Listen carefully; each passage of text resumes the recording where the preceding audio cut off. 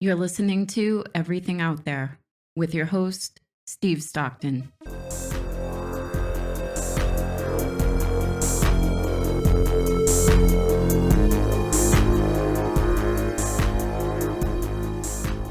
Hello, friends.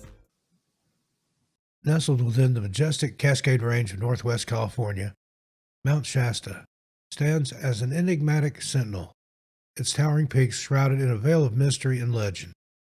For centuries, this colossal stratovolcano has captured the imagination of adventurers, mystics, and truth seekers alike, drawing them to its slopes in pursuit of answers to the extraordinary tales and phenomena that have become inextricably woven into the mountain's mystique. At an imposing 14,179 feet, Mount Shasta's sheer physical presence commands awe and respect. Its glaciated slopes, carved by the relentless forces of nature, give rise to a distinctive silhouette that has inspired countless myths and legends throughout history. To the indigenous tribes that once called these lands home, Mount Shasta was revered as a sacred site, a nexus of spiritual energy and cosmic significance.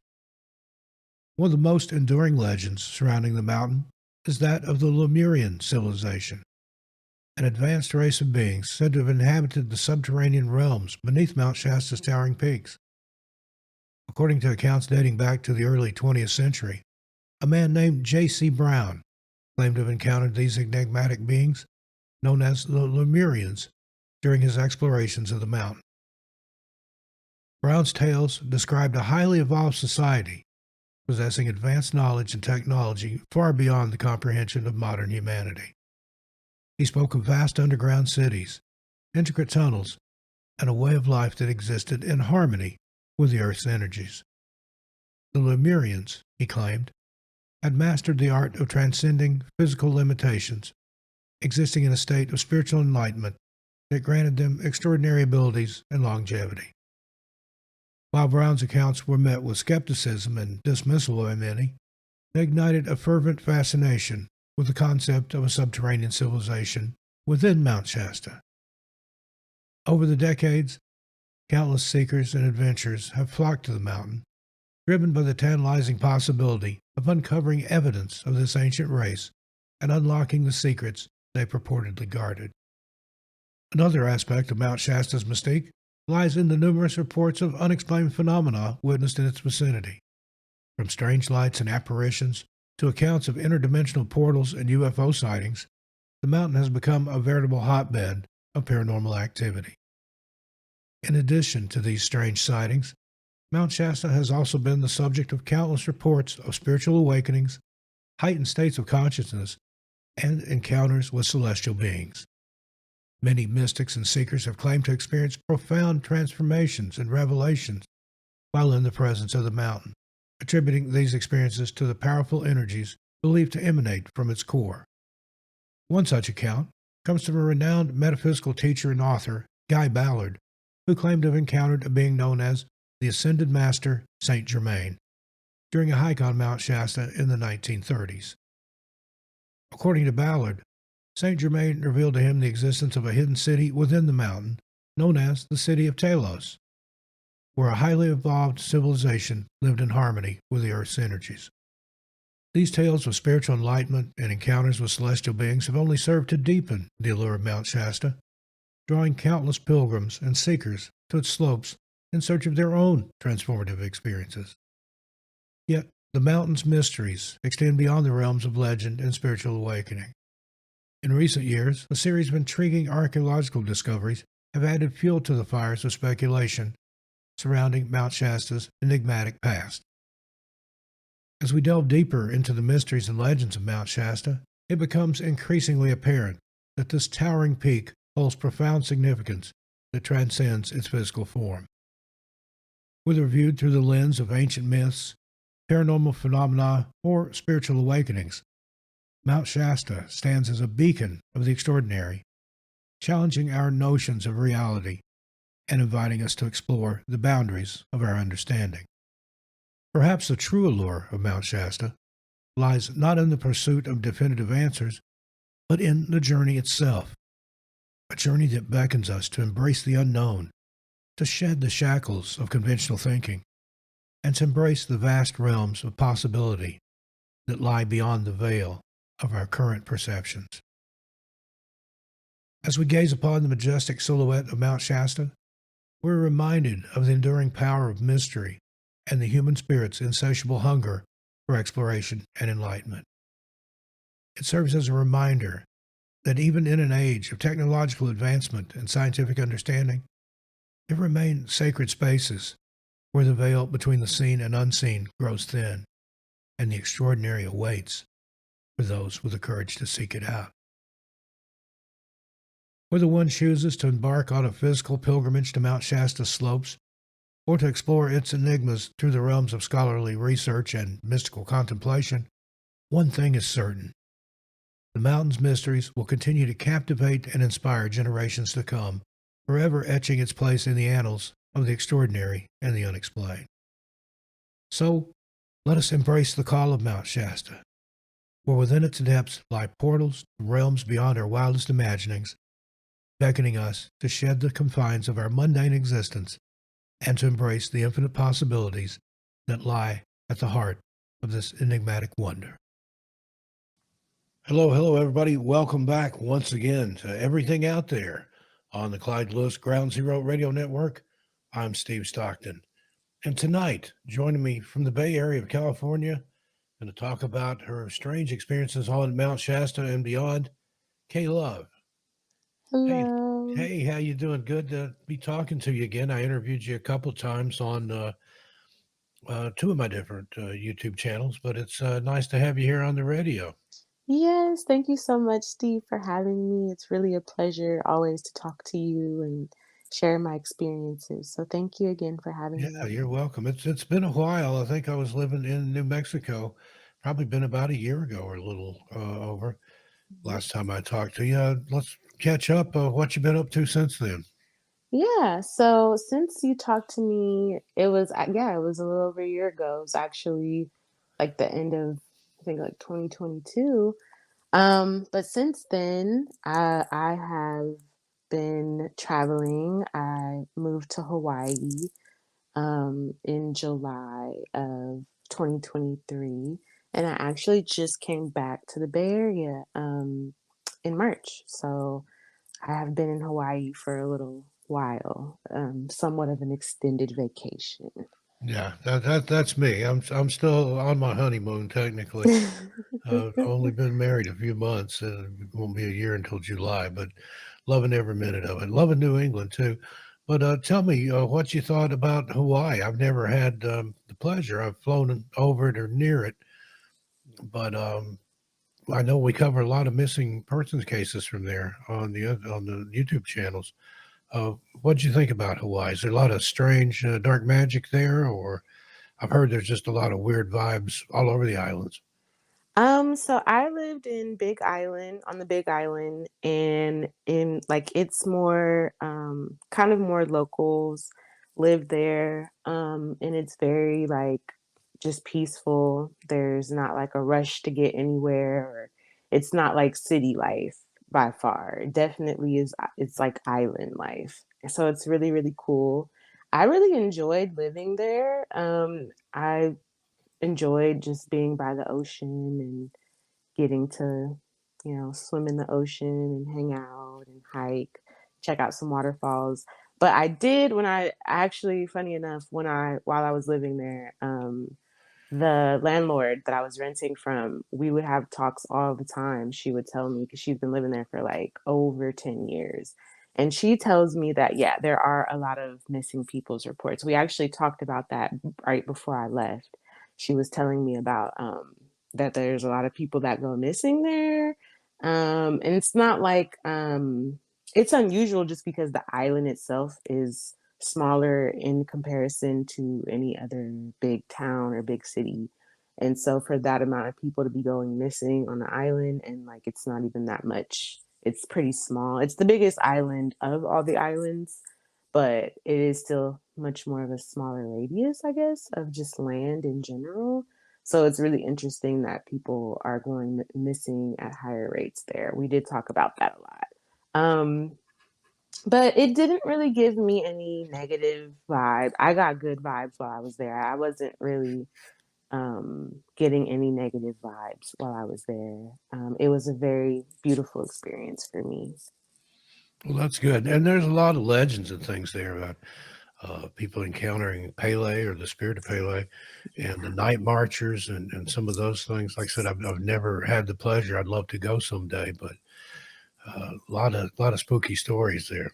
Yeah, you should definitely check it out. I definitely believe in Pele, and the volcano actually erupted a couple times while I was there, but it wasn't like a huge eruption. It just filled up the lake, the lava lake bed that they have there.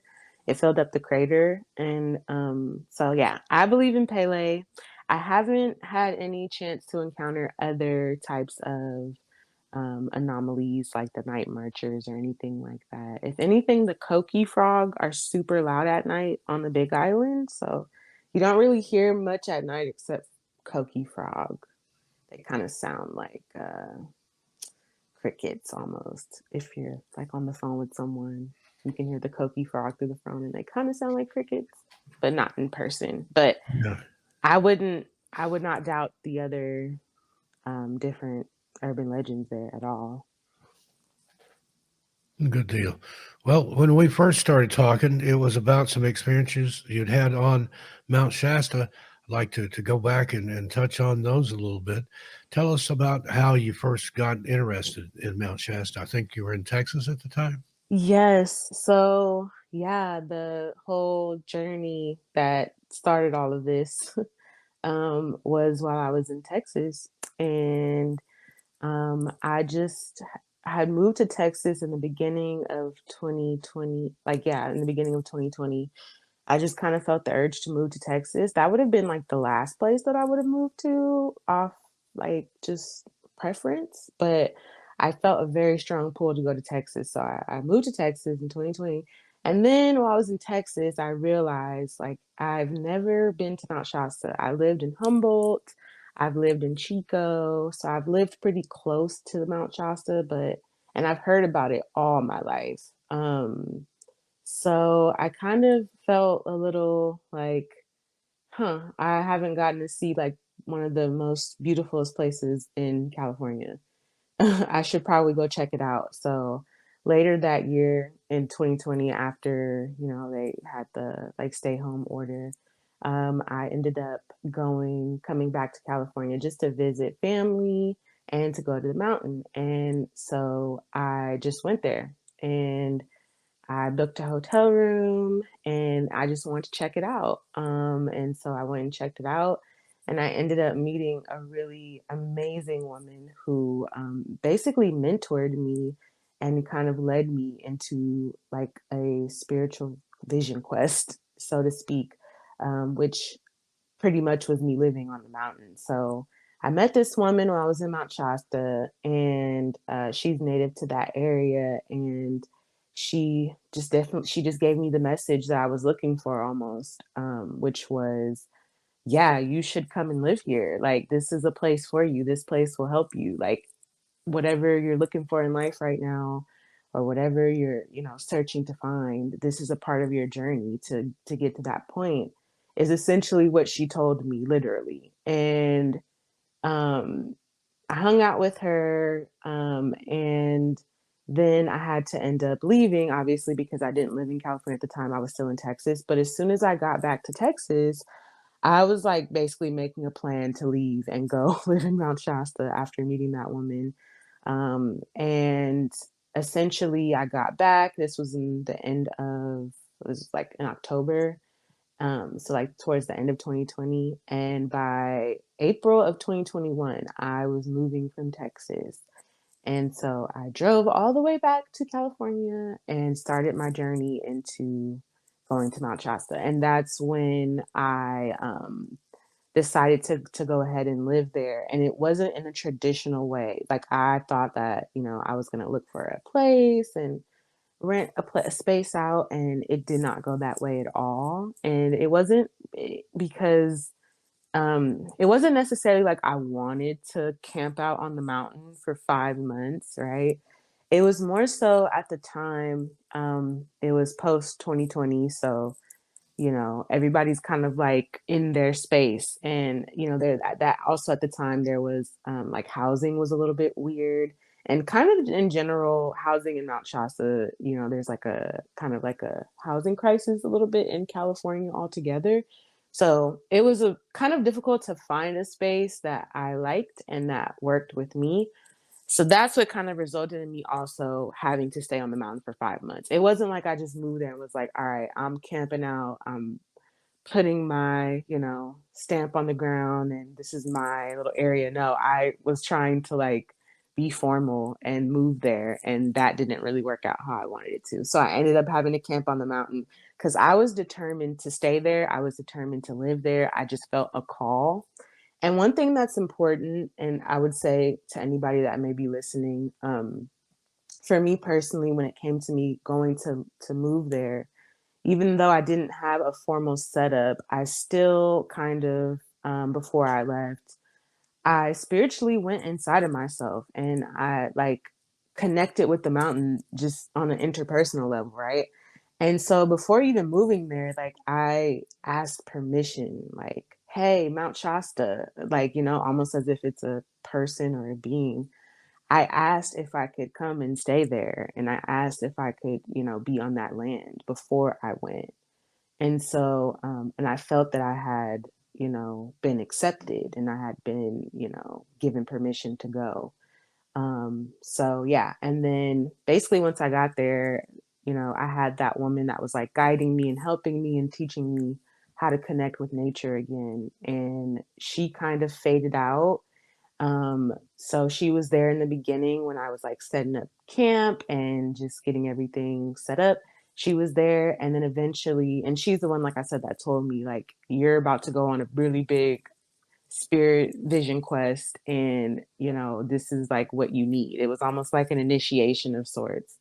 And so she kind of was there to help me set up and give me the proper information that I needed, and things that I needed while I was up there. And then she kind of faded out a little bit, and I didn't really see her much after that. And then I spent my 5 months there, and that was really interesting, all the things that happened. But that's basically what led me to Mount Shasta. It's a very like long-winded kind of explanation, but that's like the truth. That's how I Yeah, that's how, and I love hearing it. I mean, what an adventure, and what a sense of adventure you had to just. I mean, that takes some gumption, as they say down south, to do something like that. Just to up stakes and go to somewhere that you don't really know anything about. I mean, you were there for a short time, but knew you had to go back, and that's the way I feel about it. The first time I ever saw Shasta in person, I was moving from Las Vegas to Portland, Oregon,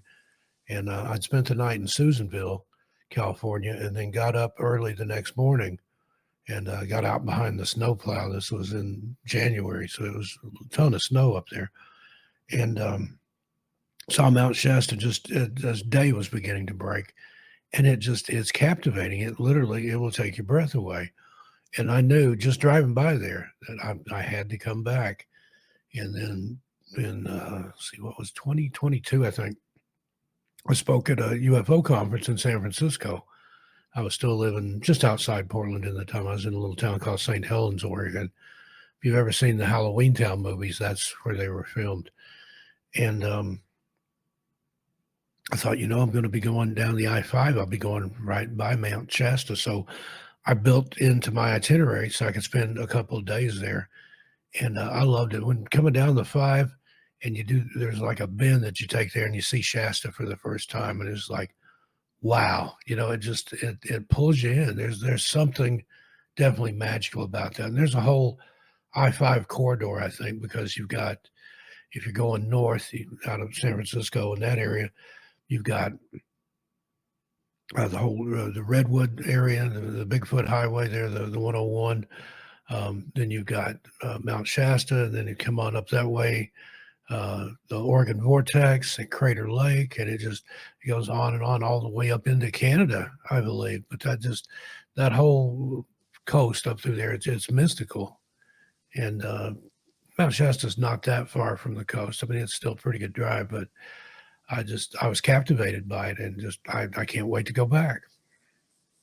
Yeah, that's how it is. It'll capture your eye, and it's one of those places where it kind of is like a never-ending story. Like, when I like similar to you, it's kinda like you just kind of see it or you think about it and you're like, "Hey, let me put this in my, like, travel itinerary. Let me make this a part of a place that I wanna visit." And that was kind of what I had to do because previously to going to Mount Shasta, I'd passed by it going to, like, Humboldt County. I passed by it, like, when you're going through Weaversville, and you like you said, you have all this other, like, magic around you with the redwoods and stuff, and so you kinda pass by it there, or you hear it in passing. Maybe people talk about Mount Shasta, or they talk about their experiences, or you can pass by it going to Portland or going, to Eugene or Brookings in Oregon, but you really have to make like a point to stop and enjoy the beauty there. Because it is a place that, as beautiful as it is, you could definitely pass by it if you don't. Yeah, it becomes a pilgrimage Yeah. at some point though where you just I have to go there. I have to stay on Shasta. And I wish I'd had more time there. I didn't stay right in Shasta. I stayed just down the road in McLeod, and that's an odd little town too. But met some wonderful people there. There wasn't a lot of people there. I was there in the off season, and I've got a friend that's the Native American that lived there, and I met up with him, and he goes up on the mountain all the time, and he's encountered all kinds of Sasquatch or tree people or whatever you want to call them, and he knows the places that you want to go and the places that you want to avoid and things like Mhm. that. So it's like you had the lady, that was kind of a guide or a mentor. I think that's the best way to do it because Mhm. there's some places in there that if you're not ready for it, you probably can't handle what the mountains Mhm. got for you. So um, I stayed in a place called Shasta View Lodge there in McLeod, and I still smoked at the time, and I went out about I think it's 2 o'clock. Excuse me, I had to clear my throat. I think it's about 2 o'clock in the morning to have a cigarette, and I was the only one. There was like I think 10 cabins or something there, and mine was the only one that was rented out, and it didn't have an on-site staff. They would just come in, not even every day, but they'd come in during the daytime and clean and get the cabins ready. So I had the place to myself, and I was out there smoking, and I had that feeling like somebody watching me, that real intense. And I thought, okay, I'm gonna, because like I said, there's kind of an odd vibe there in McLeod anyway. And I turned around real quick to see if I could catch who it was, and it was the mountain. The mountain was like looking at me, and I'm reminded of that what Nietzsche wrote, where when you peer into the abyss also peers into you. I think it's that way with Shasta. When you go and look at Shasta, it's also observing you. Mhm. And I saw lights upon the mountains, and I mean, these were not little like orbs the size of basketballs or anything. These would have been as big as jetliners, and they're just kind of moving in and out, winking out, changing color, but it wasn't any type of air traffic. Mhm. And those lenticular cloud formations you have there, it doesn't even look real. It looks like a Bob Ross painting or something. It's just, Mhm. but just so incredible. I can't even. It's indescribable how beautiful it is. And when you look in the woods around there, I can see how you get lost in those woods. They're very, very thick. I mean, there's places that you would have to bushwhack through Mhm. to just travel through there. And so many fables and legends and the Lemurians and the city inside the mountain and the robot grandma story and all that. It's just there's something for everybody in Shasta, I think. And especially some of those, I love those little new age and crystal shops that they have there. Now, didn't you have an experience in one of those where somebody kind of did a Vulcan mind meld with you or something? Yeah, yeah, I did, and, I just also wanna agree with you that, yes, like, there is a lot of magic in the mountain, and you do have to be careful about how much you're, being vulnerable, so to speak, but I feel like usually you're always pretty good if you're in good high vibrations. If you're coming in with a good intention, you should have good experiences. And that's kind of what I've experienced there, like that crystal shop that I went to, and I had that experience. Basically, where I was just looking for some crystals and looking for some sage at the local crystal shop. And Mount Shasta is such a different place. Like, it's almost one of those places where, like, you mentally can connect with people or things at, like, the snap of a finger. Like, you could think about something and see it, like, right before your eyes the next moment. And I think a lot of people who are, like, tapped into the new age kind of spiritual movement there, I think that a lot of people who have been there can understand what I'm saying. But yeah, I was in the crystal shop, and like I said, once you're in Mount Shasta, you're tapped into the Mount Shasta like network. Okay. And so I kind of had an experience where I was, kind of in my zone looking for sage and looking for crystals. And I got the feeling similar to like when you feel like someone's looking at you or watching you, and you turn around to see someone looking at you or watching you. I kind of got that feeling, and it was really odd for me because I'm like not a stranger to like human interaction and contact, with other people. So usually if I would see somebody watching me, I'd be like, "Oh, hi," I'd smile or, say something to them. But this time when I looked over, I kind of jumped a little bit, and it was almost as if like you're in the presence of someone or something that is kind of shocking or surprising. That's what I felt. So I saw a gentleman. From what I could see, he looked like a normal guy. He had on like a regular t-shirt and khaki shorts. And he seemed to be like a regular person, except when I turned around to see him looking at me, I jumped. And then I realized, like, okay, that's weird. Why did I jump?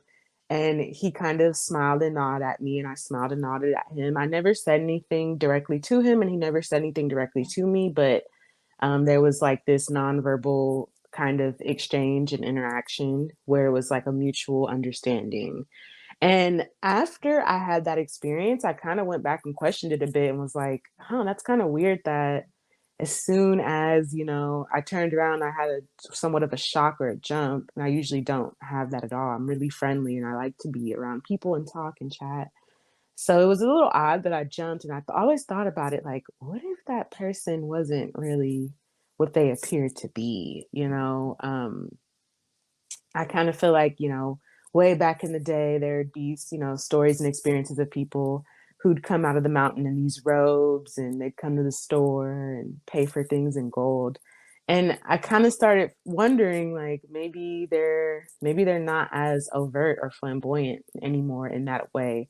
Maybe they're starting to come out of the mountain, and maybe they just look like regular people, and you'd have to be kind of tapped in to know if you've had an encounter with a being like that, just not in the formal way that they used to do it before. Now it's more casual.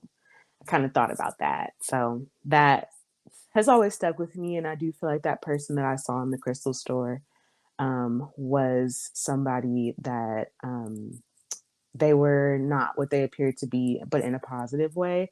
And also to mention that gentleman was really tall. That was a really tall gentleman as well. And that kind of almost shocked me too, because I did not expect for him to be super tall. So yeah, that was my experience in the crystal shop. It was really interesting. It's kind of So I'll, something I I'll, think I'll about. put you on the spot here a little bit. Do you think you said you believe he was not what he appeared to be, but in a good way? Do you think he was a Lemurian or some type of traveler from another dimension, or what kind of impression did you get at I, your base level? well, I definitely got the impression that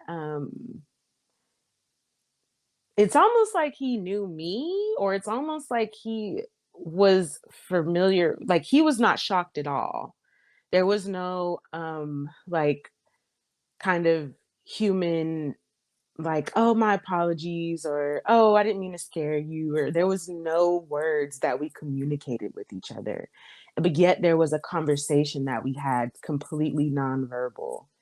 And it wasn't necessarily like I heard words that he was saying to me. It was more so a feeling that I got of like welcome, and a feeling that I got of like, feeling embraced, not just by him as a person, but almost as like by the mountain itself, by the people. And so I definitely believe that he was not necessarily human, although he could have just been showing up in a human form. And I think they have a name for it. I think it's called like changeling, or like when there's a being that is a higher vibrational being, but they're appearing in the physical reality, which they can do.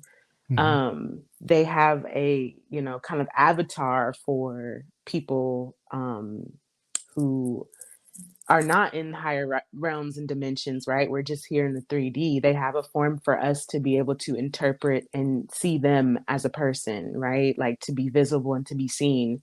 They can show up. So I believe that's probably what was going on. Like I said, that was a really tall gentleman, and if I recall correctly, I did not see him buying anything in the store.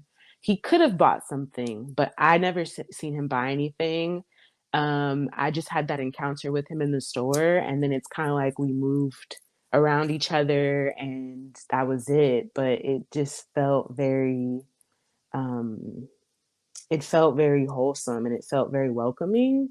And so I believe that, yeah, he definitely Almost was. like he could sense that you had the best of intentions being there, that you wasn't there to be a threat or a nuisance or anything.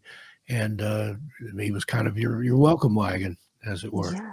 Yeah, that's how it felt. It felt almost like an ambassador, like welcoming you to the town That's or the word saying I was looking hello. for.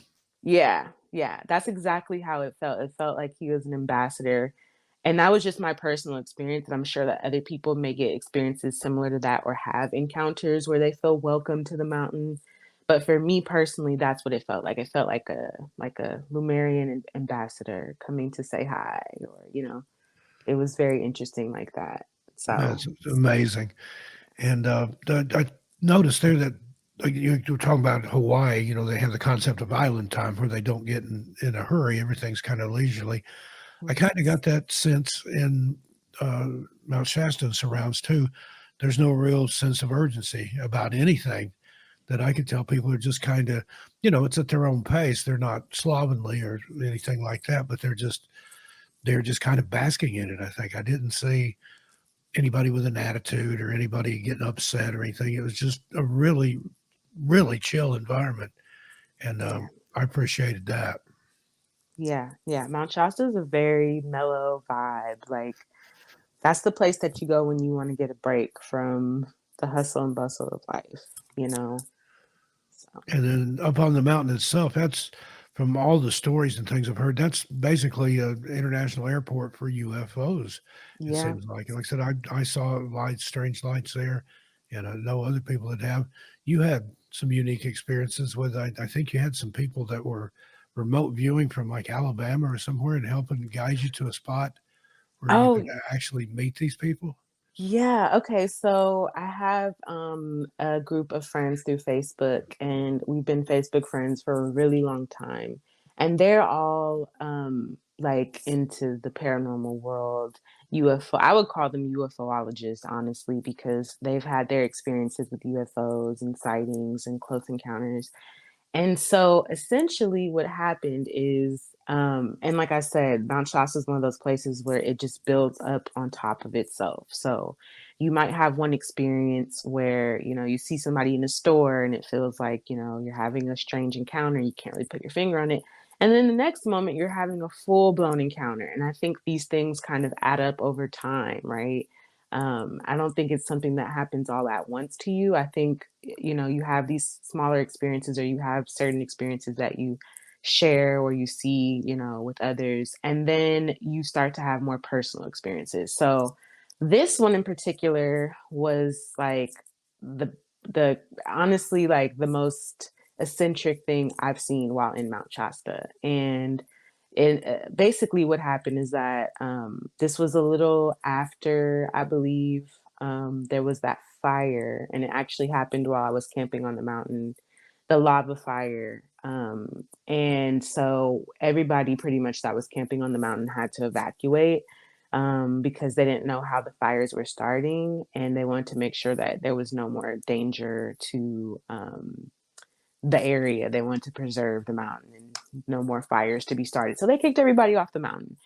Um, Also because of the fire as well. And then everybody who was camping kind of had to like figure things out. They reopened the mountain eventually, but this must have been a little while after they were evacuating people off the mountain and it was closed for a little bit. And basically, it was just one night where I was camping out at the park, which is at the base of the mountain. It's like right under the mountain, right when you get back into the town. And so I was camping out there so I could see the mountain like through my window in my car. And I was just kind of hanging out and I was on the phone with a friend and we were just chatting. It had to have been like maybe 10 o'clock at night when we were chatting and we were just talking about some business stuff. And then all of a sudden, out of nowhere, when I say that this was like the most like random thing ever, but out of nowhere, I see a big ball of like blue luminescent light and it's like a turquoise blue. And I thought just immediately, because I'd never seen anything like that, my brain associated that with like, oh, this might be like a meteorite or something. And so I started freaking out because I thought it was like a meteor. And so I got really scared. And then the light kind of, unbeknownst to me, had a destination already. It was landing. I didn't know that it was gonna land. I thought that it was like, just what are the chances of me seeing a meteor crossing the sky? But it actually landed, and it landed about half of a mile, I'd say, from where I was parked. So I was parked by a baseball field, and I was facing the baseball field, and the quote unquote meteorite landed in the forested, like the woody area behind the baseball field. So I was kind of freaking out. And the friend that I had on the phone, we were just both kind of like, she didn't know what was going on. I didn't know what was going on. I couldn't tell her any more than I knew. So I ended up calling my friends who lived in Australia, and those are the UFOologists, the Facebook group that I'm a part of with Okay, them. I was thinking Alabama. At least it started with an A. I'm not even close, but I knew it was somebody remote. Yeah, no, it's fine. It's fine. Yeah. And so I gave them a call because I knew out of all the people I could call for seeing something like that, those are the people that were going to help me. They were going to help me figure it out. So I gave them a call, called them on Facebook Messenger, and I was like, "Oh my gosh, I just saw something land in the woods." And I couldn't really get past that part. And they're asking me questions like, "Well, what was the color of the light?" And then they started tapping in deeper and they were like, "Oh, actually, you need to go out of your car." At this point, it's probably like 11 o'clock at night. And they were like, "You need to go out of your car and go look at it. Like, you should go check it out." Like, and I was kind of like, "Wait, what?" And then they were starting to get a little bit deeper with what they were feeling from it. And so they were saying like this is like a invitation, like you're being invited to have a first point of contact. And I was just like, wait, what? So this is not a meteorite, this is in fact a UFO. This is basically everything that I've been hearing about the mountain and what I've been feeling. This is like that in real time. Is that what you guys are telling me? And they were like, yeah. And so it's kind of one of those things where in the moment, especially when I saw it flying over, it's one of those things where you think like rationally right now, you think like, oh, you'd take out your phone and take a picture, or if you saw something land in the woods and you're interested in that kind of thing, that you'd be running to go meet it or see what this craft is. And for me personally, that was quite the opposite. Now, granted, I was very much familiar with the idea of otherworldly beings, UFOs, Lumerians. I was very much familiar with that idea. I was not scared or shy of that and discussing that. But when it's happening in real time, you have a different perspective. when it's happening in real time. So I didn't have the perspective when I saw it to take a picture of it at all. I was like trying to process what I was seeing. And then when my friends were telling me that, this is like basically invitation to have a formal, contact, like a first point of contact, I was not thinking I'll just go run out in the middle of the woods at night and just go meet up with, Lumerians or extraterrestrial beings. It's not like that. So I was very hesitant when they told me to get out of my car and go walk up to it. I was like, I don't think that's a good idea. I'm not sure what I just seen. I don't know. I'm trying to process what I've just seen because I thought it was a meteorite and it wasn't. And when it landed, there was no like vibration, there was no like shake or like there was nothing that happened when it landed. So it didn't impact the ground, or if it did, I didn't feel any impact from half a mile away.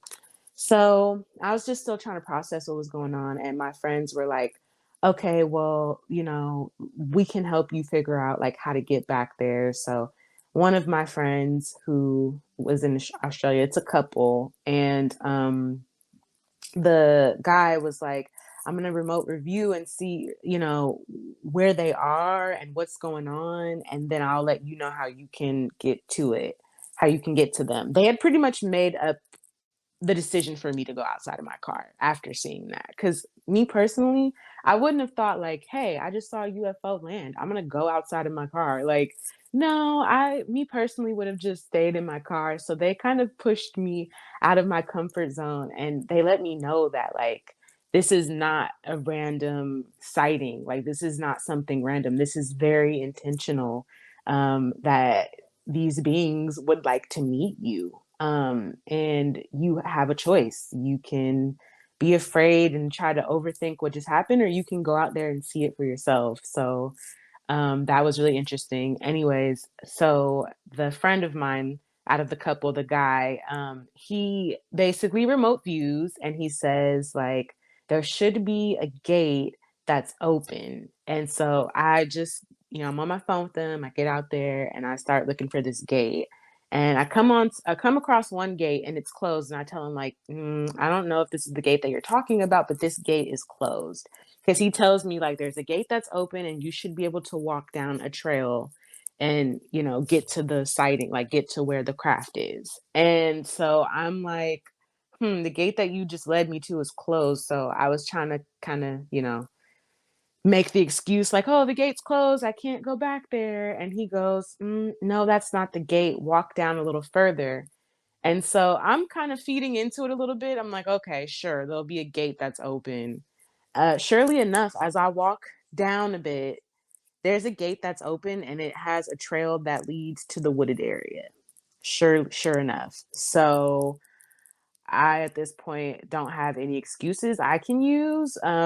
He's led me straight to where the gate that he saw remotely, and I basically have no excuses. Like, so they're on the phone with me, and I'm like, okay, I see the path. Do I just walk straight down? They're like, yeah, you're just gonna walk straight down. And when you come around this corner, you should see what, has landed, what landed. So I'm terrified at this point. And it's not because I'm terrified of the potential Lumerians or, whoever was there, whatever was there. I wasn't afraid of that specifically. I was just afraid of the idea that I could potentially see more of something that I have not seen before. Like, just seeing it land was kind of, it was enough for me to really process and start overthinking. But like, I'm about to see more than that. That was the thought that kind of was what was keeping me afraid. Also, it was really late at night, and so I was pretty much out there by myself. And so I kind of was very hesitant, and the friends on the phone were like, "Hey, it's fine. It's okay to be nervous. Just calm down. These beings want to meet you. These are your star family. Like, this is a very like an intentional moment. Like, this is not, you know, you're not being abducted, or, this is not against your will. Like, you have every right to, make a choice, that whatever choice you want to make." I was always given that kind of reassurance that if I wanted to turn back, that was my choice, and I wasn't being punished for it. It wasn't like I was being judged, or no one would be disappointed in me if I turned back. But I was curious and I wanted to see what was going on. So I started walking on the trail, and I distinctly remember, like, there was a telephone pole, I think maybe like a cell phone tower possibly, and I remember that this cell phone tower was like hissing, um, like it it was hissing, and I know for a fact that it did not do that. Like, I know for a fact before it wasn't hissing. So it kind of was confirmation for me, like, yeah, there's something going on here. Like the cell phone tower was like had a hissing sound to it. So I kept walking a bit, and I started to feel like walking closer and closer to where this craft had landed. I started to feel like a little woozy, like a little almost like lightheaded kind of feeling. And I started to feel like just not completely like myself, as far as I didn't feel completely not that I wasn't coherent. I was completely coherent. I wasn't drinking or smoking. I wasn't doing any drugs. Like, I was completely sober at this time. But as I started walking closer, I just started to feel a little out of my body, kind of. It's almost like when you're driving a car and you want to control the speed, you put it on cruise control. It felt like I was on cruise control, kind of. Like, I was walking closer, but I didn't really feel connected to my body actually walking closer. It was more so like I was really in my head, kind of like in a head space, And as I started getting closer and I was still a little skeptical, I just could feel this energy. Like, similar to like that experience I had in the crystal shop, where it was more of a feeling of communication. It wasn't necessarily just hearing words outside of yourself in your own head, but it was more so like a feeling was being imprinted on me that communicated a lot, and basically I just got the feeling that, like, I was having a telepathic conversation almost. And it was just basically a woman almost I could sense and feel, that was giving me the feeling that, like, it's okay, like, we come in peace, and we're not here to hurt you or harm you. And we want this to be a good experience for you. And if you at any point feel like this is too much, you have every right to turn around and leave. Like, don't feel pressured into like experiencing this more than you're comfortable with. That was pretty much the vibe I got. And I also got the vibe of, like, we're so proud of you for even stepping outside of your comfort zone this much, and like, seeing what was beyond what you normally see on a day-to-day basis. So that was kind of the feeling I got, and that made me feel calm. And at some point, I just was not ready to, like, see what what it was, like, what was out there. Was it a craft? Were there beings? I wasn't ready to see that, and, like, I just have to acknowledge that, that I wasn't ready to see beyond what I'd already seen. So I then turned back around. I told my friends on the phone, like, "Oh, this is a lot. I think I'm gonna turn back around."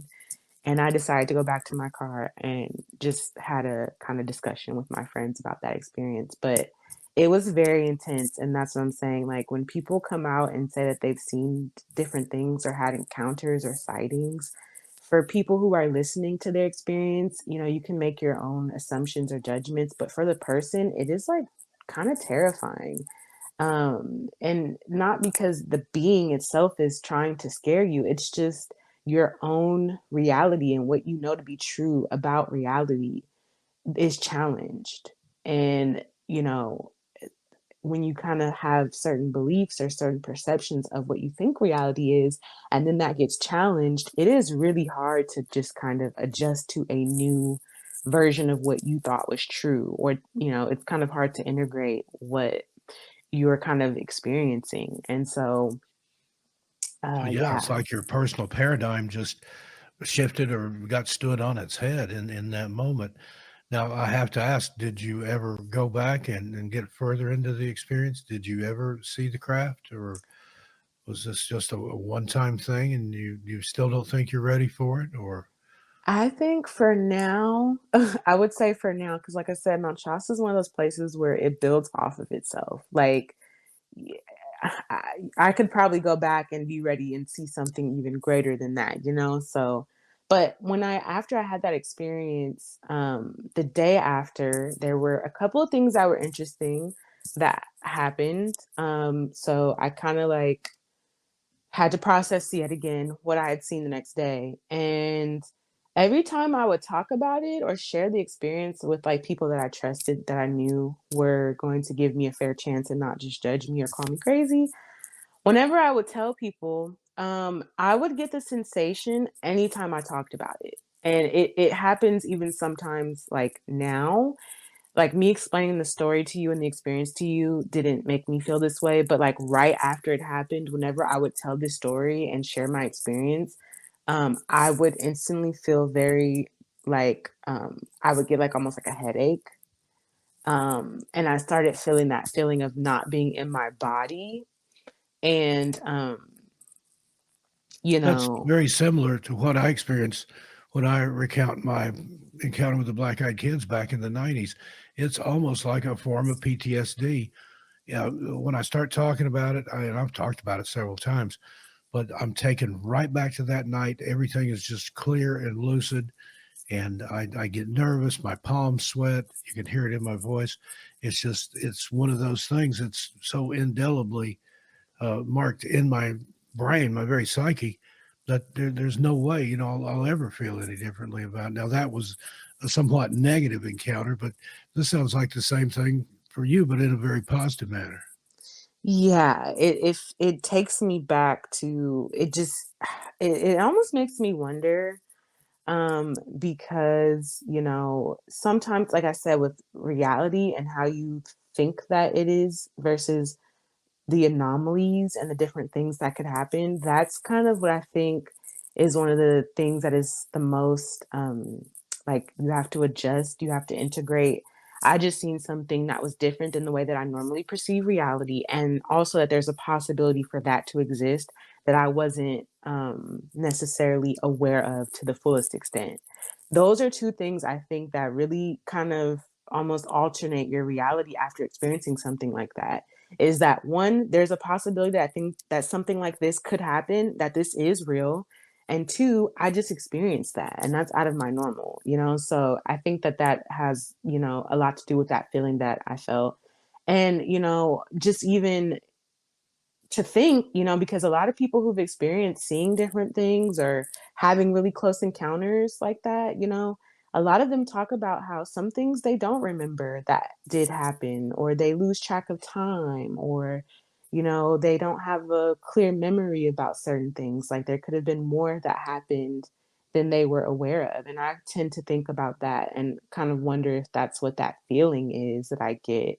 Is there something else that happened that I wasn't quite aware of? Was the experience more than what I thought it was, and I only came back with just that, version of it? But um that just to go back and say, yes, I would get a feeling. Whenever I would talk about it, I would get headaches, and they weren't like horrible headaches. It just was like my head start feeling really funny and my body start feeling really funny. Not necessarily like I felt sick or anything. It just I felt like I was out of my body, so to speak. And then that was the one thing that I experienced. And then I actually did go back in the daytime to approximately where the craft would have landed. Now, keep in mind, when I went back in the daytime, I passed by that cell phone tower, and the cell phone tower was no longer hissing. So it was completely fine. It wasn't hissing, it wasn't making any noises. And then I went to the trail. So I came through the trail and I went around the bend, and that's where you see the forest, and you can continue going on the trail or you can go into like the forest. And when I went into the forested area, I saw something that was pretty cool and almost like amazing. Basically what I saw is that um, there was, like a lot of foliage on the ground, but in a specific area of this forested area, the foliage was completely like cleared out, almost like someone took a leaf blower and just blew all the leaves to the side. It was like completely cleared out. And I thought that was very interesting because that would have definitely confirmed that maybe that's where the craft had landed. Since there was foliage on the outside, it was almost like a certain patch of ground. There was like no foliage. And then on the outside of that, there was foliage. So it looked like there's a clearing almost. That's what I did see. And, if my memory serves me correct, I also remember seeing there were markings on the trees, when I had went to kind of investigate the next day. There were markings on the trees around the area that I would assume that it landed based off the clearing on the ground. Around that area, the trees had some markings on them. It wasn't like anything super intricate, but the trees had been marked from what I could see. And I don't know if that was there before, so I really can't say if that was there prior to that experience that I had. Maybe those trees had have always been marked. I wasn't sure. But I did see some kind of markings, and so I took note of that. And then I kind of just left that area. I didn't do any more investigating on it. I left the area and just kind of continued on with life after that. But yeah, that was my experience having had that kind of contact. That's amazing. And it makes me wonder if those trails were marked by some other people or other means there, is this a place of shared experiences? Do you think there have been other people before and after you that went to that same area and experienced the same thing, or do you believe this was a one shot deal just for you? And I also have to point out how amazing the remote viewer in Australia on the other side of the planet uh, knew exactly where for you to go and things to find the gate to get through there and things. But yeah, getting back to my question, do you think that this was a regular stop for these people or these beings, or do you think this was just for you?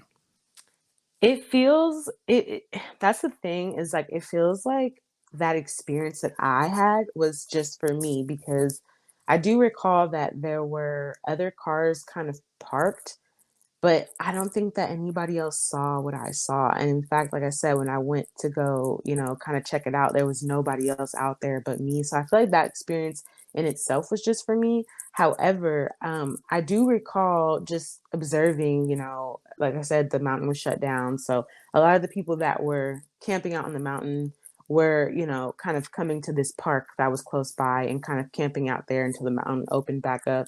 And so I do remember there would be nights before and even after this experience where I would see like a person with their flashlight in the same general direction as where this craft had landed.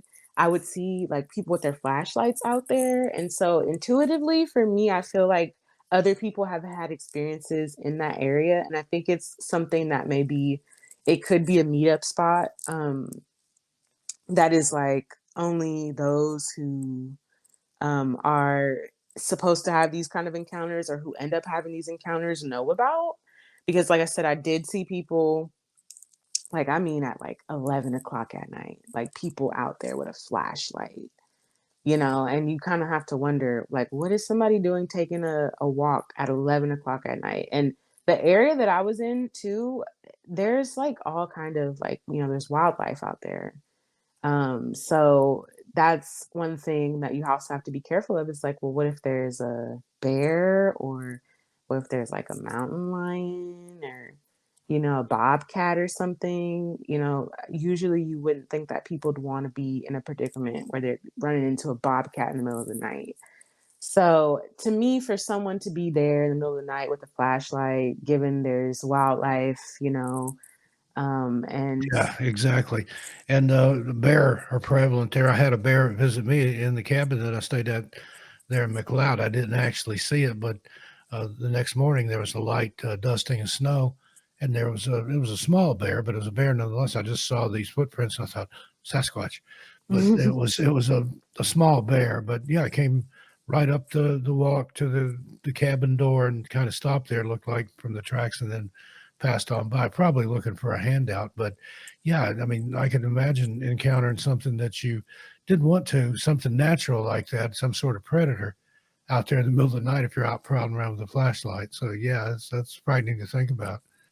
Yeah, and it make you think, why would anybody wanna be out there at nighttime doing that? Unless there's something else going on, Yeah, something unless that's drawn them there or something that said, "Hey, it's safe, don't worry about, the wild animals, we're gonna yeah, watch over you, but you need to come to this spot at yeah, this time." Yeah, I love that. yeah, I definitely had that feeling that that's probably what was going on because I had That seen that probably multiple didn't people. even enter your mind, there's bears out here and mountain lions and bobcats and things, you had a mission, as it were. Yeah, yeah, yeah. I think more so I was not afraid of any of the physical, it was more so of a psychological, like, you're about to see something you've never seen before, and this is gonna change your life, and I think I wanted to hold on to what what I know about life and the reality that I know. I wanted to hold on to that, but I'm definitely open to having another experience, and I often think about it. I always go back and think, like, what if I would have gone the full way? What if I wouldn't have stopped or turned back around? Like, what would have happened? I don't even know if I'd still be here talking to you. Maybe I would, and maybe the story would be much different, right? Yeah. But I always think about that.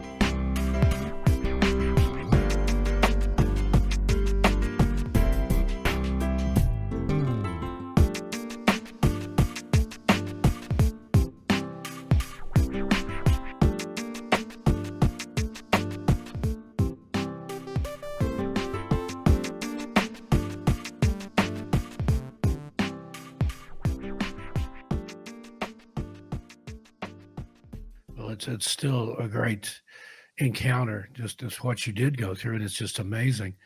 And again, it's just that's just the type of things that happen in that area, in a lot of areas. I mean, that's not the only place where there's a mystical feel. I felt that in a lot of different areas, but there's a very powerful presence at Shasta, and again, I think it's based on your intent. If you're in there with ill will or up to something that you're not supposed to be, it's probably strong enough to chase you out of there.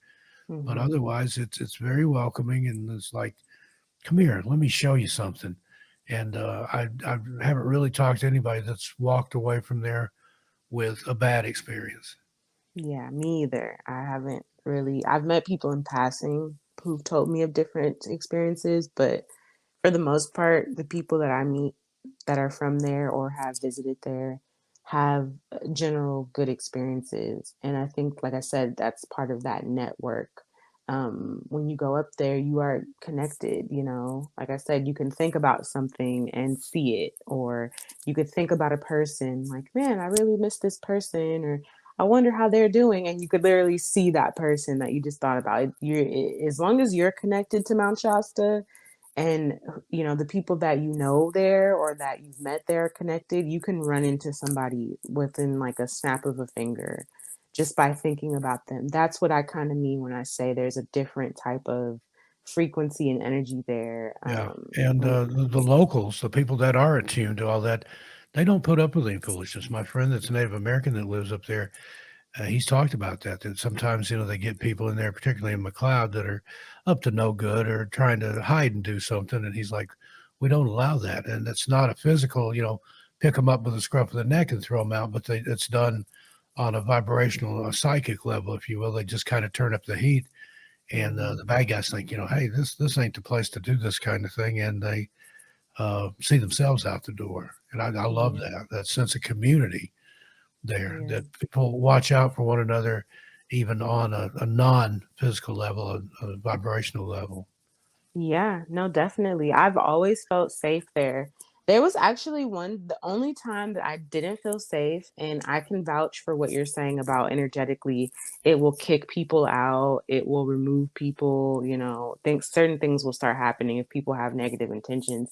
But I actually remember while I was camping there for that 5 months, I was in like a dispersed camping area. So it was like an unmarked camping area. It's like one of those things, if you know, then you know. But I ended up getting a really good little spot there. And the spot that I was in, you can see like who's leaving and who's coming through. That's just the spot that I was in. It gives you that access to see who's coming in and out.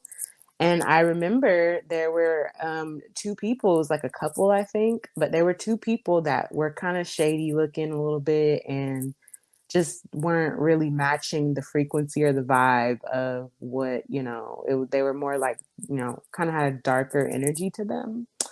And so I kind of kept my eye on them. And we ended up having some encounters, and I was by myself, so I didn't have like another person with me, and I didn't have like a bunch of weapons or anything like that. And I feel like it's safe to say you can be weapon free on Mount Shasta and still be safe. You don't have to carry anything with you to feel safe. But I guess that just goes for the specific individual. But for me, I felt safe even though I didn't have anything to like defend myself with. But this time, when I saw, this shady couple coming through the camping area, I kind of took note. And there were several times where the woman approached me and she kept telling me that their car battery was dying, like the car battery was dead and they were having trouble like starting their car. They wanted to like go and get certain things and come back. And she had several times asked me if I wouldn't mind giving them a jump. And I just told her, like, I don't have any jumper cables. And she's like, oh, no, well, me and my whoever, her boyfriend or her friend, whatever, they had like some sort of, I don't know, machine where you could take someone's battery out of their car and charge their battery with another person's battery. So she was propositioning for me to take my battery out of my car to help her jump their car. And I was completely uncomfortable with that. And I was Yeah, that could go south real quick, I think. Yeah, it just didn't really make logical sense. I don't know anybody that would do that, and that's what made me feel uncomfortable because they were right by my camping area, and I definitely got the vibe that these people were it just was so shady. Like, it just was like, it made me feel completely uncomfortable, like, for the first time ever on the mountain. And you gotta keep in mind, I'm, like, camping out 24/7 on this mountain for 5 months. So you can imagine the things I hear at night. You can imagine it, one of the other countless experiences where I would have been afraid of something and that I was not afraid of. But these people definitely gave me bad vibes. And, something just told me, don't take your car battery out and do not let these people around you, like, keep a distance. And so I remember like that night after, they're proposing, hey, you should take your car battery out. I started getting a little paranoid, but I was having trouble going to sleep and I just felt very uncomfortable by their presence. It was something that was like, you can't even ignore it. It's not something that you can be like, oh, well, maybe they just, no, it was like, this is completely uncomfortable. The way that she approached me was inappropriate. Like, it just didn't feel good energetically. And this whole time I've been feeling good. Like, so I know what it's like to feel like you're in danger versus feeling like you're safe.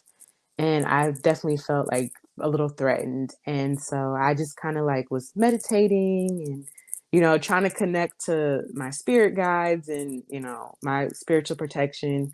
And then eventually the next day, I kind of left camp and I ended up coming back and they were gone. But the night before leaving camp, it was a little bit challenging because I felt really afraid.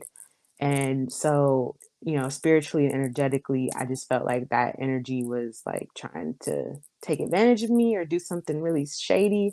And I did not fall for it. I didn't go for it. And then eventually they left.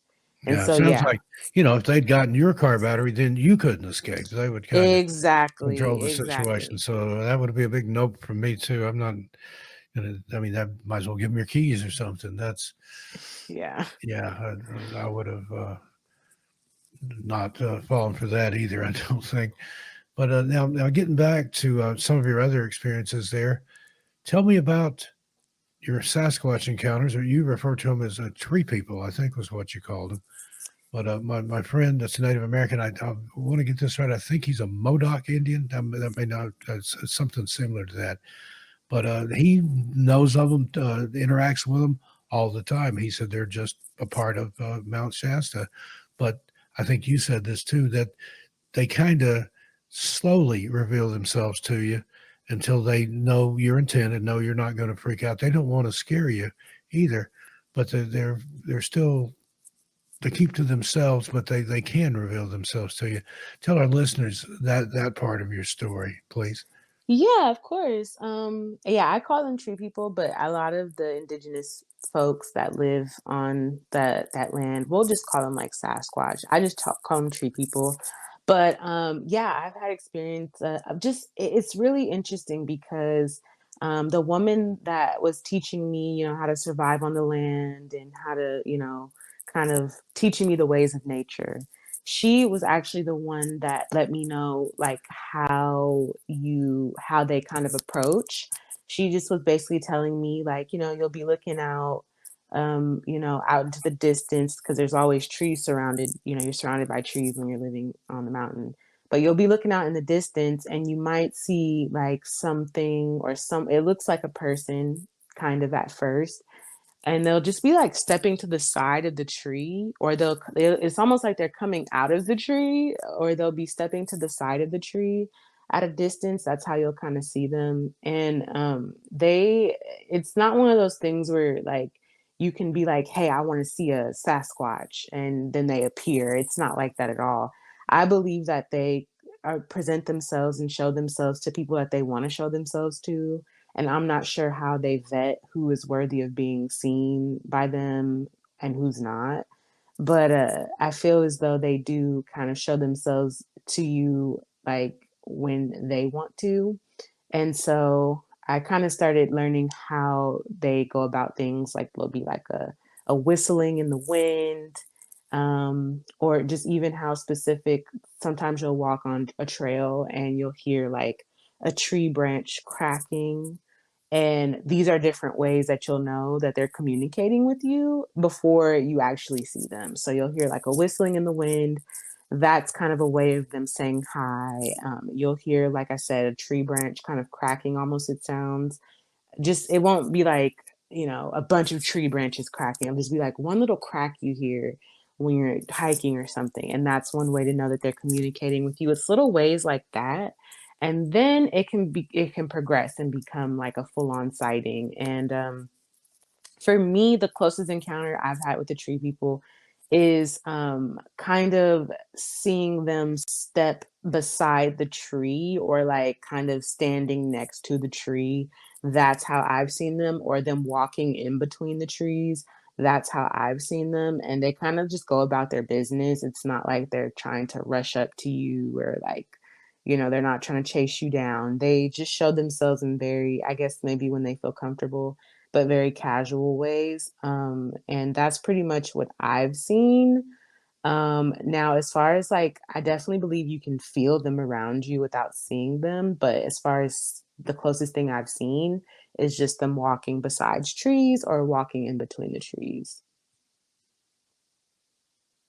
And, my friend talks about he's seen them, like, I think when he first started seeing them, he would see one step behind a tree, and then not come out the other side. And he would walk to Mhm. the tree, didn't see anything, walk away, walk all the way around the tree. There's nothing there, no place it could have gone.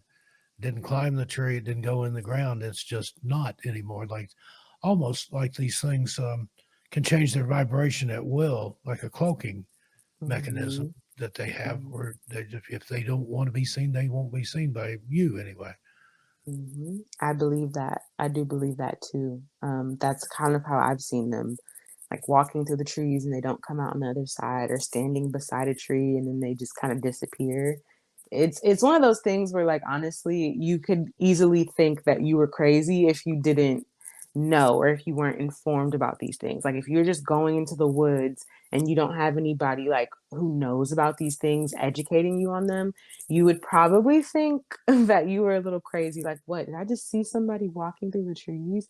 But when you know how they move, and when you understand how they kind of operate, then you can kind of have, like, rest assured, like, okay, some my mentor taught me that this is how they communicate, or this is what they usually do, so you're not like afraid, or you're not questioning yourself. Now, did you ever hear them speak either in an audible voice or like in a voice inside your head, so to speak? I've got a I friend in Tennessee that has encountered them, and he claims that they can speak. He's spoken to them on occasion. I wouldn't doubt it. I would not doubt it. I have not had an encounter where I've heard them speak to me, but I've had these. I don't know if anybody else out there who may be listening has had this kind of experience. If you have seen the tree people before, or if even if you're familiar with them, but on a couple occasions, like more, like I can count them on my one hand. I've had some occasions where I've been woken up even with this kind of it's hard to explain, but it's almost like a zap. It's almost like you get zapped a little bit.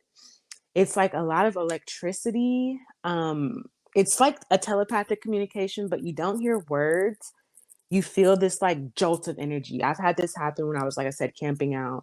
One night I was, falling asleep, and I think I was already well into my, rest, but I woke up because I felt this zap, and it wasn't anything physical. It wasn't like anything fell on the ground, or it wasn't like somebody touched me or anything like that. It was just energy that I felt, and it felt like it was being projected to me outside of myself. Like something else was projecting this energy vault to me that woke me up. And I've asked some people, who have experience with seeing tree people, and I've asked them later on, like, what is that? Like, and a friend of mine told me that that's another way that they communicate.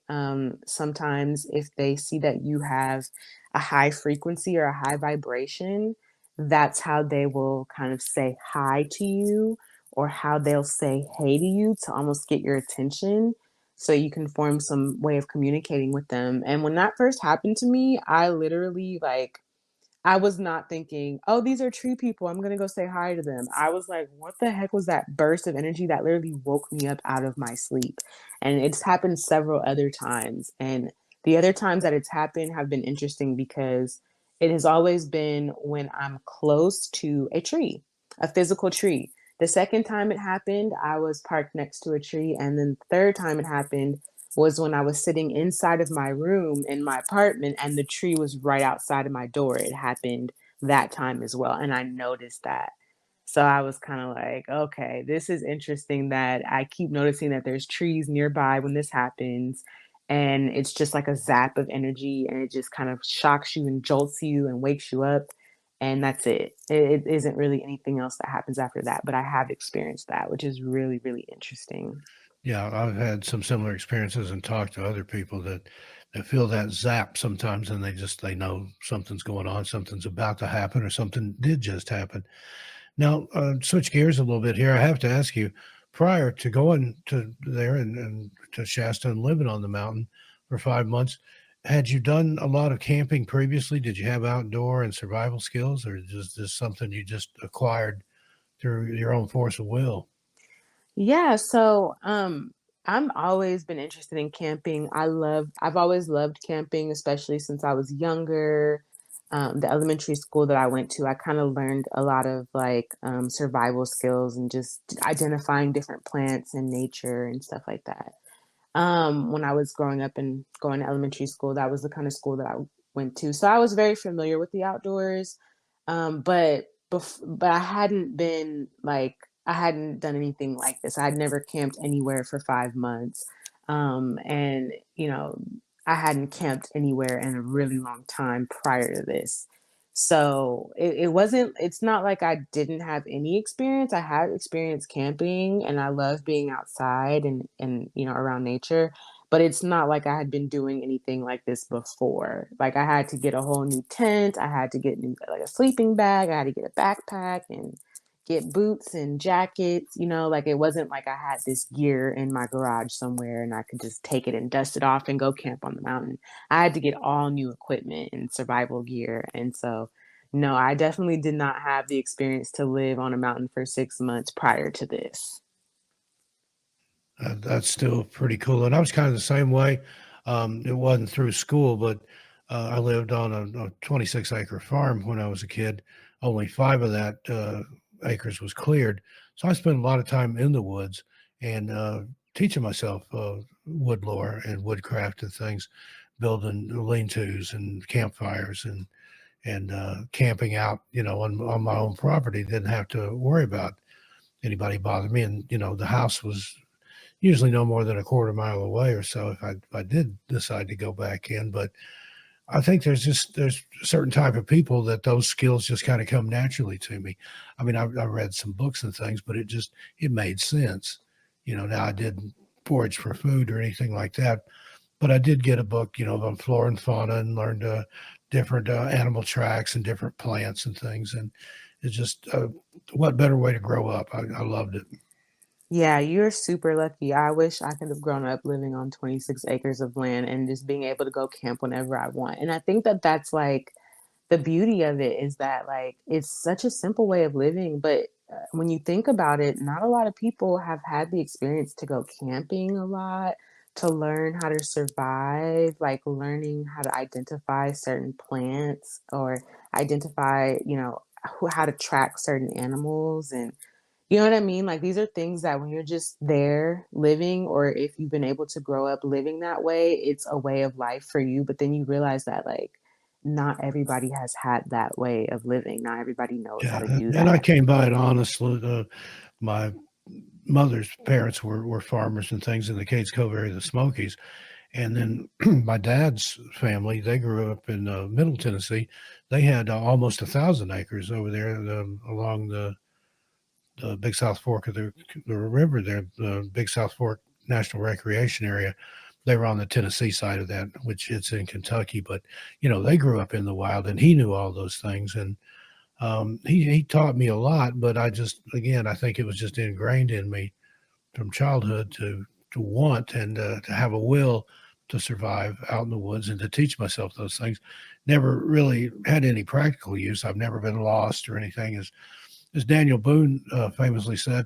I've never been lost, but I've been bewildered before. I wish he had opened that up a little further. I would love to know what bewildered Daniel Boone. I think he said he was bewildered for about 3 weeks. But Wow.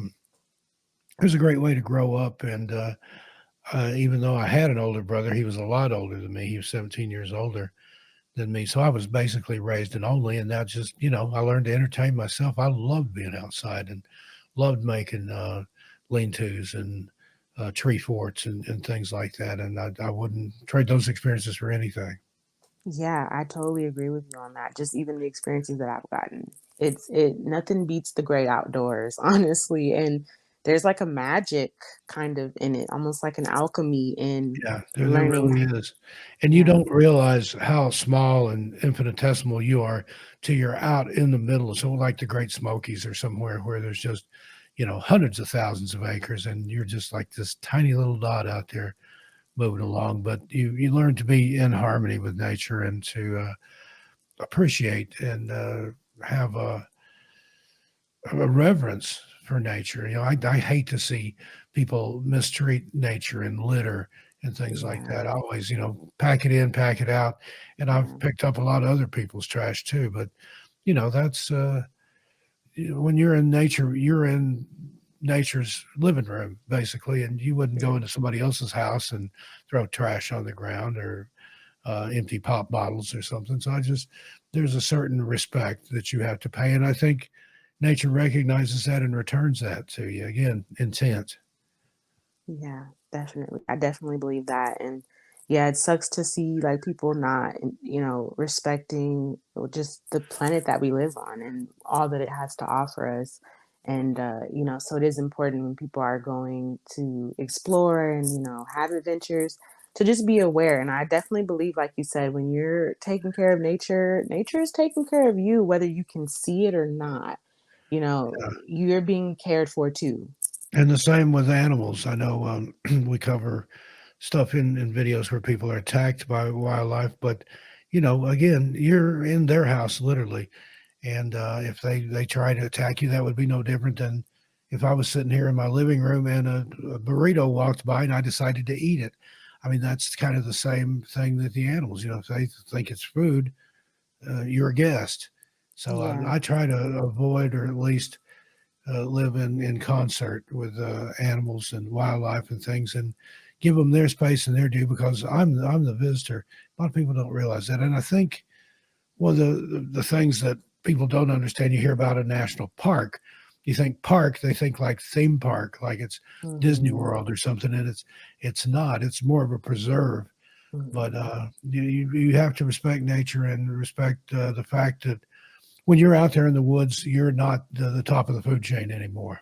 Oh, yeah, and that's how real nature is. It kind of brings you back into reality of like, if there were no skyscraper buildings, if there were no highways and pavement, this is the kind of world you'd be living in, and this is where you are on the food chain. And so I think, like you said, it is very important to respect nature. And it's actually funny, while I was camping out for those 5 months, I became really acquainted with the local chipmunk in the area, and Mhm. they were, like, all curious about me. They'd come up to my tent and kind of lean on my tent and, like, and then I'd come out and they'd all scatter, and so I kind of picked up the habit of, whenever I would make my food, I'd leave a little bit for them and kinda leave it on the tree stumps nearby, and they'd eat it, and, it kind of like you kind of can connect and form a connection and a bond with just the natural life around you when you Yeah, are living and in nature. those animals in the wild like that, they don't have the fear that, like, city squirrels and things like that have. Yeah. In the wild, I've had squirrels come up and take a peanut out of my hand, they're like they don't know that there could Yeah. be a danger to be afraid of. You're like, "Hey, this big thing has food and it's offering it to me." Same with deer. I've had deer walk right up to me and look at me, Oh, nice. and I'm not a hunter. I don't have that in me. I would be hard pressed to even hunt animals to survive. I'd have to go vegetarian or vegan or something, I think. Yeah. But, now since those 5 months, have you been camping anymore? Was did you get your fill for a while, or is it something you do on a regular basis now, or I've been wanting to do some camping, and I think that I will be possibly returning to the mountain to camp out with some friends, maybe in July. We're actually told one of my friends about you. I was like, "Yeah, Steve, he stayed in a cabin out there before. I might have to get some information about where he stayed." But I'm trying to see if we wanna do, like, a cabin thing or if we wanna do, like, more of a full experience of, like, camping at a camp area, yeah, so I think to get the full flavor of it, you have to do, some not necessarily, backcountry camping or rough camping or anything, but I believe you get a better flavor for it. This was I mean, it was a cabin, but it wasn't very rustic, it had lights and water and a really nice indoor bathroom and a soaking tub and things like that. So it was even beyond glamping, even. But there's just something about roughing it, being out there in a tent and a sleeping yeah, bag and yeah. literally the stars as your nightlight. But uh, I don't know if I'm probably not cut out for it anymore. I turned 60 last year, so My camping days will probably be minimal now. Then it's like camping for me is if my window overlooks the forest. That's I've woke up in the Smokies before with a foot of fresh snow on the ground and things like that. And I liked off trail camping and winter camping and stuff, but just you get too old. And then uh, now that I'm married and things, my wife's a lot younger than I am. She's 22 years younger than I am, but I'd love to take her to some of the places I've been. And she likes the idea of camping and things too. So there may still be some in my future, but intersperse that with some Airbnbs and things, and camp a couple of nights and then go stay somewhere. I Yeah. I love my hot showers and stuff. I've Yeah. I've gotten kind of soft in my old age. Yeah, no, nothing beats the convenience of the modern world. Like it's a whole like just if you are doing camping for a long extended period of time, it can definitely kind of you start missing like the just the automatic hot water, taking a shower, the convenience of just going, that you start missing it. But if you've grown up, kind of living in that way where you're used to, roughing it out, then it's not like you can't do it. It's not impossible, but yeah, after a while, I could only imagine. Yeah, Like get I used to those modern conveniences, like you said, hot water. And Yeah. we don't own a microwave, so I'm used to heating water and doing things like that. But there is something very satisfying about when you make a cup of coffee over an open fire, or roast some food over an open fire. But yeah, we're too much creatures of habit, and we've gotten used to all that convenience. But it can be done. Yeah, no, it definitely can, and you're right, like, nothing beats, like, having a camp pot and cooking everything out of your camp pot or, like you said, making coffee, making your teas, like, And it I've has had a some special terrible, terrible meals, heated in the can and things like that. But still, there was just something special and magical about it because of the location and being in that zone physically and in your head. It all works together. Yeah, it does. There's just so many, like, intricacies in, the little things, like when you camping out and you have an open fire, you got your blanket next to you, and then when you're done camping, you come back and your blanket still has that campfire smell. Like, there's just things about it that, Yeah, like wood smoke. There's nothing like that smell. yeah, there's things about it that just kind of, like, tug at your heartstrings, so yeah, I definitely feel like I'm probably gonna be up there again. I'm just not sure how we're doing it. We still have to plan some things out. And then there have been people who've been telling me that they want to do a retreat up there. So they're looking at me like, are you gonna get a retreat going up there? So I have Well, some that'd things be in the awesome if you could works. rent like a lodge or something. And Yeah, yeah, yeah, yeah. well, So let me know if you have some plans like that. Like I said, my wife's never been out west, so that's definitely something we'll want to do at some point in the not so near future. But still plans to go west. I'd like to show her a lot of places in California, but especially Mount Shasta. yeah, she's got to see it. It's such a beauty. Oh my goodness. She's definitely she can't miss the magic. You got to get her out there, Steve, so she could see it. Yeah. Well, Yeah. so what else have you got coming up? Anything you're working on? Are you working on a book or a podcast? I know you're active on social media. What are you up to lately in So regards to those lately kind of things? Yeah, I've just been continuing to do like what I do full time, which is my spiritual consulting, doing my readings and things like that. And pretty much right now, just working on smaller community projects. I haven't started any podcasts, but there are some people that have reached out to me just about wanting me to be on their panel when it comes to various different topics like relationship dating advice or my ideas about certain things when it comes to community or relationships. I've been approached for those. And then as far as my personal projects, I think for me personally at this time I really want to kind of hone in on doing some retreats because yeah, a lot of people recently have reached out to me and they're like, I want to see Mount Shasta, they want to experience the mountain, and It's not that I'm like, telling them if you do a retreat with me, you might see some aliens. I'm not marketing it like that, but I think people are kind of looking at me in that way, like I'm the, Lumerian tour guide for them to have their experience. Yeah. I But can see that being successful, and as far as you, being on a panel or being a host or something, you've got just that natural glib, speaking, easy way of speaking about you, and, I think you excel at it. Now tell us more about the readings and stuff that you do, and, if you've got a website or a way to get in touch with you, I'll leave that in the show notes. awesome, thank you. Yeah. So my website is it's called K Love Readings. It's spelled KAYLOVE readings. And that's where people can book with me. And it has my information, it has my about me. If you want to get to know more about how I even entered into this spiritual journey, that information's there.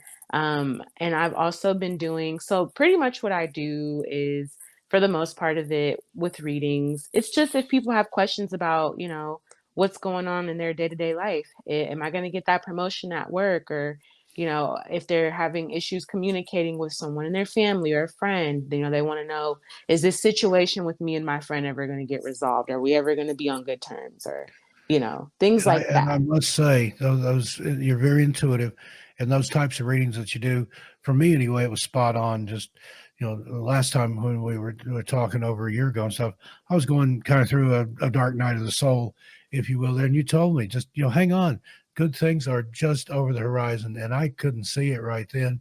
But sure enough, here just about a year later, I live on the other side of the country in New England. I'm married and living my best life ever. And I Yes. literally found the piece of me that's always been missing in my wife. So, and she feels that way too. So, I just hang in there. I think that was what you told me. Good things are coming. Just keep positive, keep raising your vibration. I know we traded some music back and forth and things, and your insight and intuition really helped me through some rough spots. And I'm glad that it did. And I'm so happy that you like can be like a testimony, like, that you're things that you were going through, like everything just worked out. And that's just kind of how life is. Like, it's like, when we're going through the things that we're going through, we want to know, how is this going to work out? Is this ever going to get better? And it does. It does get better. And I'm so happy that you are at a space now where, like, all the things that you even were wondering about a year ago when we had that conversation are like things that you don't even have to worry about anymore. Yeah, Everything is it's literally going how it needs difference to go. between night and day. And seriously, I'm the happiest by far that I've ever been in my entire life. So That's so there you go. beautiful. And sometimes I think you have to walk through the fire. Sometimes I come out on the other side, and um, there's a saying that you have to be the storm. Sometimes Mhm. that you walk through. So Yeah. again, I would certainly recommend your readings and just your coaching, if you will, to anybody. Like I said, you really got me through some dark places. I'm so happy to hear that that has affected you positively and assisted you. And, you got to give kudos to yourself too, because you're the one that made the decision to, work how you work and move through the energy, how you Yeah. move through it. And you talked to me about that too, about manifesting and willing things and bringing things to you. A lot of Mhm. people don't know about that or don't understand that concept, that you are the captain of your destiny to a degree, and you can succeed or fail based on your attitude and what you do to bring it to yourself, and to just imagine yourself doing it, and you can make it happen. Yes. And And I'm a believer in prayer and spirituality and things. It's there's all kinds of things out there that can help you. You just have to open up yourself to it. yes. And I think even how we met is a testament to just what you just said, like I remember we had discussed, before we had both encountered and interacted with each other, that we were both kind of searching for that magic in a sense from Mount Shasta. You were wanting to hear new stories of people's experiences being in Mount Shasta. Yeah, And at I the think you time, commented on one of my videos or something, and we started chatting that way. yeah, and it's that easy. It's you desiring to have something or desiring to experience something and putting intention into what you're desiring and then taking the action to simply leave a comment or reach out or speak out or say something, right?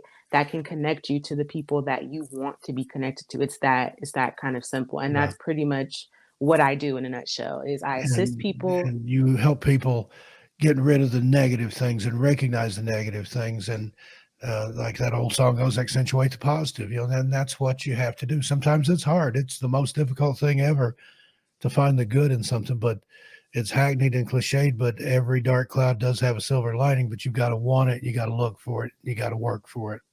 Yeah, that is absolutely true. That is absolutely true. So yeah, that's essentially you've just summed up. That's what I do in a nutshell when it comes to the readings, and also do offer like personal coaching. If if a one reading wasn't what exactly you needed, or you need a little extra. I do coaching monthly with clients as well for simple things. You can, have maybe a weight loss goal that you want to lose this amount of pounds, and I help to coach, people through the mindset, to get to the point where they want to be. People want to move to different places. I help kind of give them the tools and information to manifest that reality. So I also do that as well. I teach online courses. I do a bunch of different things, but the main thing I would say I do is just assisting people where they are in the current moment. You don't have to have a whole lot of money. You don't have to be rich. You don't have to be known, famous, whatever. Just wherever you are in life that you want to go towards or wherever you want to be, and just starting off where you are. I help people to see like where you are is, in a sense, this is the beginning of the journey to get to where you need to be. And that's as simple as that. You don't have to kind of change yourself in a negative way or compromise yourself to get what you want. And I think that's what the real takeaway from this is: you got to be true to yourself. Yeah. If you don't look after you, it makes it harder for other people to love you and care about you if you don't love and care about yourself. Absolutely. It's an inward journey. A lot of times when you have people who reach a lot of success or people who, are able to influence their community, it's not that they had a transformation inside of themselves more so that reflects that reality to everyone Change else. has to begin from within. And that's like Exactly. that saying, be the change you want to see. And that includes you too. And Exactly. now you did mention briefly that when you were in Shasta, you were in the shop there, you were looking at crystals and sage. Touch on that just a little bit. What's your use of crystals and sage? I do the same thing. I sage my house regularly. I have crystals and things here. I believe in that. Crystals have an energy to them, specifically quartz. I mean, you can make a. When I was in the Scouts as a kid, we made a radio out of a quartz crystal and some copper wire and a tube and a razor blade and a couple other things. But you could actually pick up things on it. A lot of watches have a quartz movement in them. That's Mhm. very very accurate. What's your take on crystals and gems and things like that? Yeah, I mean, I feel like crystals and sage and just other natural tools are, they're natural. So these are, again, like I said, with, the people who have had the ability to go out in nature, go camping, or live, more of a natural lifestyle. You understand that you stumble across these things in nature. You may stumble across a big, quartz stone in your backyard, or at the creek or anything like that. And then again, sage and Palo Santo, these are things that help clear energy and they're found in nature. So nature has its magic and its alchemy. And these are just tools, I believe, that help to kind of adjust the frequency and clear your energy or clear Yeah. your space, and even clear you as well, clear any energies around you, to maintain the natural balance and the natural frequency. So these are tools you can use to, if you're feeling uncomfortable in the space that you live in, or you feel a little suffocated, or whatever the case may be, you open up a window, light your sage, light your Palo Santo, maybe even light an incense, get your crystals. These are things that are naturally existing to assist you in recalibrating your energy so that you can feel balanced and in tune with yourself and within your body, within your area where you live. These are things to help neutralize your energy so that you're not like feeling suffocated or feeling, whatever. That's what these tools are used for. And that's how I utilize these tools. I sage my cards when I do my readings, I sage myself. And I use the crystals to help, balance out and alkaline the energy, Yeah, and specifically. the saging, the smudging, I do that if I'm traveling. If I'm staying in an unfamiliar place, I mean, even a hotel or something, you don't know what's going on in there before you stayed there. And there's been, maybe hundreds or thousands of people that have Yep. stayed in those rooms, and they can leave residual negativity and things behind. I go in, prop the door open, smudge a little bit, and say, anything that's in here, you got to go. You got to get out Hmm. now. I'm staying here. You got to go.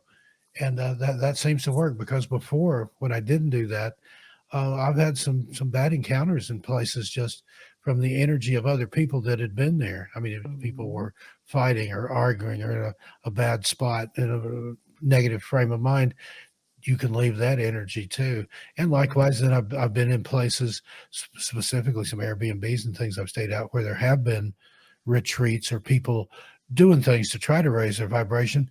That energy's there too. So we're like Hmm. a magnet, and you can pick Hmm. up the positive or the negative, but it's basically up to you what you want to embrace, what you want to attract. Like attracts like. So there Yep. you go. That is true. And just having that intention, being even aware enough to say that you can feel an energy, you can feel the difference between when you're at home versus when you're somewhere, and you're traveling and you book a hotel and you can feel the difference. Like it feels like something's different, having that awareness to say, I'm going to choose to have this kind of energy is just so powerful. We all have the choice. You don't have to keep dealing with something negative and feeding anything negative that you don't want to. You can say, I'm going to choose to clear out my energy or cut off my energy from anything negative and rebalance myself and raise my frequency and vibration. And I think it's important for people to know that you have a choice in what you want to experience. Yeah, and that's the thing, like you were talking about with your encounters there, you didn't feel forced. It wasn't something that you were made to do. It was free will, and you would have been able at any time to say, "Okay, I've had enough, and this is it." And that's essentially what you did. And a lot of people don't realize that you have that choice with everything. You could sometimes you have to make a stand. You have to put your foot down and say, nope, I'm not going to suffer through this anymore. I'm tired of dealing with this. Things are going to change, and it starts right now with me. But it's easier said than done. I get that, and Yeah. there's all kinds of things that people have to work through. Everybody is dealing with something at some level, so that's why I try to be kind to everybody. You don't know what kind of something they're going through. Just and anything, just a kind word to a stranger, or holding the door open, or picking up something out of the street and throwing it away. That can possibly positively affect a lot of people. Yeah. Yeah. And And that's the true magic right there. It's kindness. that goes back to that law of sowing and reaping. Hmm. You have to plant a harvest that you want to reap, because you'll reap it whether you want to or not.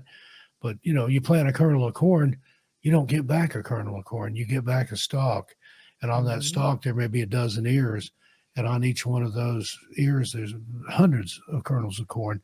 So Hmm. what you put out there, it comes back in spades. So you want Hmm. to sow good things and not poison and hatred and things like that.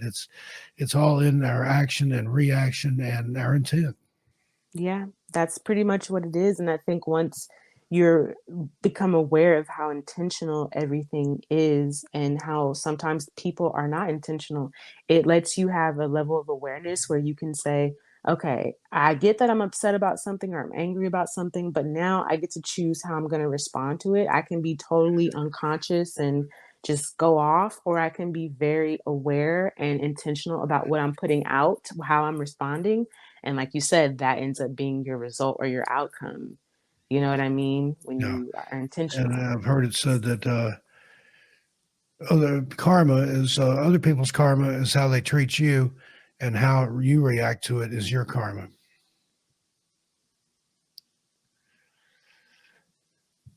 Yep. That That's if you take a negative and then attack it with a negative, then that's double. But if you try to stay positive and work through it, then you've got the good karma coming. And I don't know. There's people out there, and I've got my karma, and I had somebody wish that on me, and they were trying to be hateful about it. They said, "Steve Stockton, one day you're going to get the karma you deserve," and boy, I did. It took a long time to get here, but I did. And so, what a thing to wish on somebody and meaning to be hateful about it, and then it had the opposite effect. But there are people that I wouldn't want to be in their shoes because of what they've got coming, the crops that they've sowed. So just, be mindful, be kind to one another. Yeah, be kinder. Like I said, that's the magic of life. That's the most easiest thing. Well, we would assume it's the most easiest thing. Maybe for some people it's not, but I Yeah, think that's that people like us, we're empaths, we get it. I feel things times 10, mhm, at least to just average people or normal people, whatever you want to call them. And not everybody does that or understands that, but I feel joy times 10, but then I also feel pain or misery or sorrow times mhm, 10 as well. So mhm. sometimes you just have to cut out the negative things and go after everything positive, and that's how you get good results. Yeah. And, I think also there's something important to know about demonstrating kindness. It really is an act for yourself to be kind because you're kind to yourself by being kind to others. But then also with that, you can teach people how to be like, you may not realize, right? Maybe you decide not to, you know, do something reactionary that you would have normally done. But a lot of times we don't notice is that we're choosing to be intentional for ourselves. We're not trying to show off to anybody else. But other people can see that. Other people can pick up on it because it's such a high frequency to choose consciously how you're going to react to something or to choose not to react in a lower frequency. Other people can kind of catch on to that. And it's not that you're doing it to specifically show them, but 9 times out of 10, a lot of people who pay attention to you choosing to, operate in a higher frequency, they actually learn as well that they too have a choice and that they also can operate as such. And so I think that when it comes to being kind, it's one of those things where it's like, okay, yeah, being intentional, being aware, being kind, and then also realizing that you could be helping someone else, you could be influencing someone else in a positive way, to also follow in suit. So I think that's one of the things about it as well. It's really cool. Indeed. Well, we're almost out of time here tonight, Caleb, but I want to thank you again for joining me. And it's always a pleasure to talk to you. And like I said, I'll put links in the show notes so that people can find you. Thank you so much, Steve. It's always really so wonderful to talk to you. I'm so happy. Congratulations on, being married and this new life that you're is unfolding right before your eyes now. And just to see like a year ago, Yeah. it was just being birthed and now it's here and it's continuing. So I'm so happy for you and I Well, send thank you you my so best much. And wishes. and Yeah. thank you again for helping me keep moving in the right direction and not get so pulled down in all the negativity and things that were happening about a year ago. And that's just a fading, distant memory now. And I love being able to say that. Yes, you've come so far, Steve. Well, all right, I'm going to go ahead and get us out of here again. Thanks for joining me tonight, Caleb. You've been listening to Everything Out There on the Clyde Lewis Ground Zero Radio Network. I'm Steve Stockton. I'll see you a little further on down the trail. Tell your animals I said hi. Good night, everybody.